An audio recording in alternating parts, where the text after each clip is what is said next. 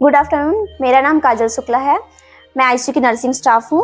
आज हमारा टॉपिक है कि हम पेशेंट केयर, पेशेंट आईडी कैसे करते हैं, हाइजीन मेंटेन कैसे करते हैं। तो उसके बारे में आज हम थोड़ा डिटेल से बताएंगे। पहला ये है कि पेशेंट आईसीयू में रहता है। आईसीयू जो है वेरी क्रिटिकल केयर यूनिट होता है। यहाँ पे पेशेंट के कंडीशन ऐसे रहते हैं, क्रिटिकल रहता है, इसलिए आईसीयू पे उनको एडमिट किया जाता है। कुछ पेशेंट को ऑक्सीजन की नीड होती है, कोई वेंटी पे रहता है, तो इसलिए पेशेंट को यहाँ पे आईसीयू पे एडमिट किया जाता है। तो सबसे ज़रूरी होता है कि हाइजीन मेंटेन करना और पेशेंट को टाइडी रखना, ताकि पेशेंट को हम लोग इन्फेक्शन से प्रिवेंट कर सकें।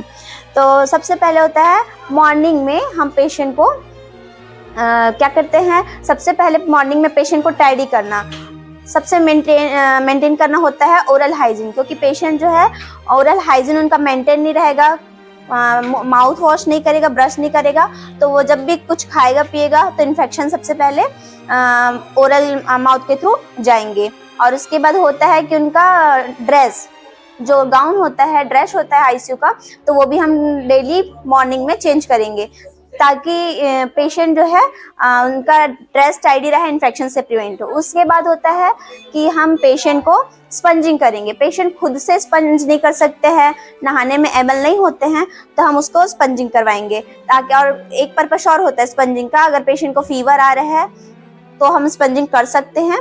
और दूसरी बात कि पेशेंट को क्लीन रखेंगे ताकि वो इन्फेक्शन से प्रिवेंट रहें। और उसके बाद ये होता है कि मैकिन्टॉश या ड्रॉ सीट, वो हम लोग इस पर्पस से लगाते हैं ताकि पेशेंट से जो भी प्रोसीजर कर रहे हैं उससे बेड गीला ना हो।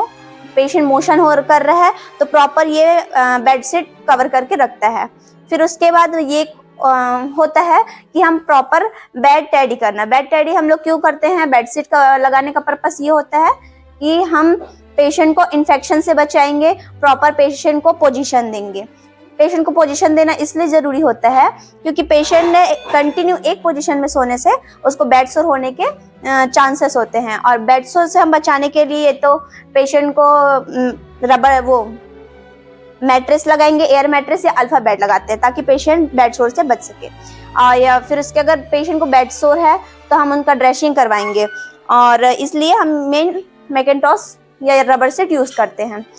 अब हम दिखाएंगे कि पेशेंट का बेड जो है अच्छे से कैसे करना है।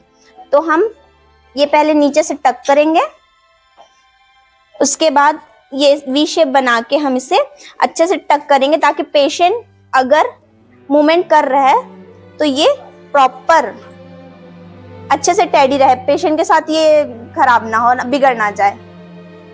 ऐसा चारों तरफ से, चारों कोने को अच्छे से टैडी करना है और सभी तरफ से अच्छे से टक करना होता है।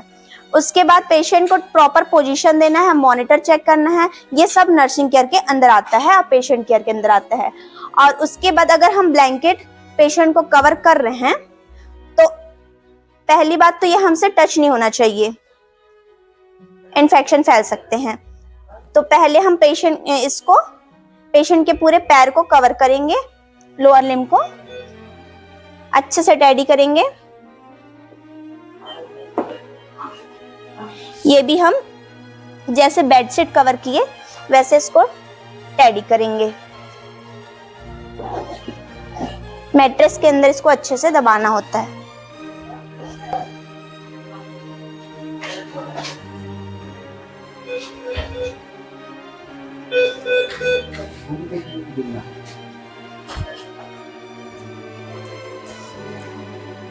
उसके बाद ये जो ऊपर का पोर्शन होता है, पेशेंट को कवर करके इसे अच्छे से पेशेंट को कवर करेंगे।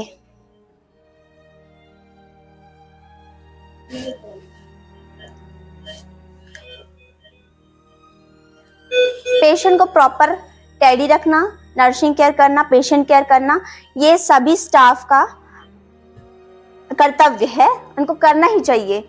और पेशेंट को ठीक करने में यही सबसे बड़ा हाथ होता है स्टाफ का, ताकि वो पेशेंट को केयर अच्छे से करे और हाइजीन मेंटेन करे, पेशेंट को इन्फेक्शन से बचाए और उसकी सारी केयर करे, मेडिसिन अच्छे से करे।